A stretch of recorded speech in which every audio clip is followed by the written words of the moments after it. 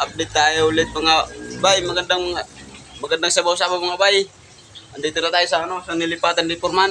Ayan o, malaki-laki na o. Ang ganda ng mga bay o. Kaso kay puro plywood pa lang. Ayan o. Ang ganda ng mga bay o. Ayan o. Anak ni Foreman o, nag-ano. Kulit. Ayan o. Ayan o. Ang taga-sealer ng Stoco Brothers. Andito o. Kompleto sila rito o. Ayan o. Ganyan mag-alaga si Foreman ng tao. Kasama niya yung mga tao niya. Hindi tulad ng ibang Foreman na pinapabayad yung ibang tao niya. Ano? Ang ganda mga bayo. Yan o.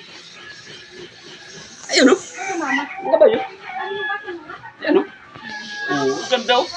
Zero lang. Yan o, mga plywood lang. Pero maganda na ito mga bay. Kaysa doon sa isang tinira nila na kwarto lang. Dito medyo malaki-laki na. May kwarto, may CR. Ano?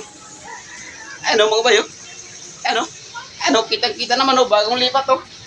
Ano? Oh, ayan o. Oh, bagong kabit si Foreman. Ayan o. Si Foreman din nagkabit ito eh. Ayan.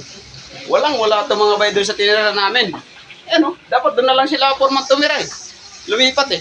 Kaso kay hindi kakayanin doon mga bayo. Mahal mga koridor tapos nagugutom doon. Ayan o. Ayan o. Wala pang ano. Wala po. Bagong lipat nga eh. Sige mga bay. Maraming salamat mga bay. Ano? Kumakasin si Foreman o. Lumaki ng bahay ni Foreman o. Yan o.